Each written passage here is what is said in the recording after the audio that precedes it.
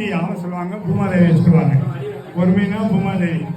ஆனால் ரொம்ப பொறுமையான யாருன்னா நம்ம அம்பாள் மங்களநாயகி.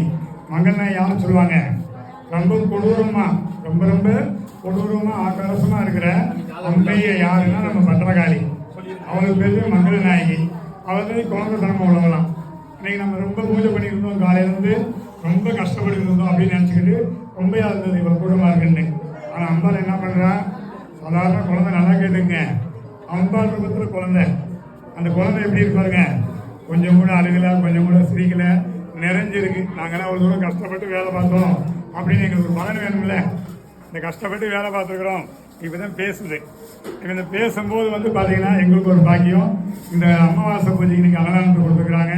இன்னைக்கு இவ்வளோவுக்கும் காரணம் அம்பாள். இங்கே இருக்கவங்க காட்சி கொடுக்கணும் அப்படின்னு தான் இவ்வளோ ஓடிக்கிட்டு வச்சிருக்கிறோம். அம்பாவை பார்த்தீங்க, அம்பாள் எப்படி கேட்டதை கொடுப்பா அப்படின்னா எங்கள் கோயிலில் பார்த்தீங்கன்னா ஒரு 20 வருஷத்துக்கு ஒரு சும்மா வரைஞ்சி வச்சிருந்தாங்க. என்ன வரைஞ்சி வச்சிருந்தாங்கன்னா ஒரு அம்பாள் படம். அம்பாள் எப்படி படம் வரைஞ்சி வச்சிருந்தாங்கன்னா பஜாரி பிடிச்சி குழந்தையா இருக்கும், கொஞ்சம் அமைதியா இருக்கும், கொஞ்சம் குழந்தையா இருக்கிற மாதிரி ஒரு அம்பாள் வரைஞ்சி வச்சிருந்தாங்க. அது ஒரு வாசகம் போட்டுக்கிறாங்க, வெளியில் இருந்தவருக்கு வெளியாக தருவாய், குழந்தைகளுக்கு குழந்தையாக தருவாய் அப்படின்னு. இது அம்பாளுடைய சாட்சி. போன வாரம் பார்த்தீங்கன்னா ஒரு பெண்களை பற்றி பேசியிருந்தோம்.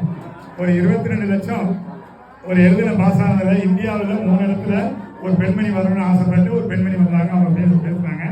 அதே மாதிரி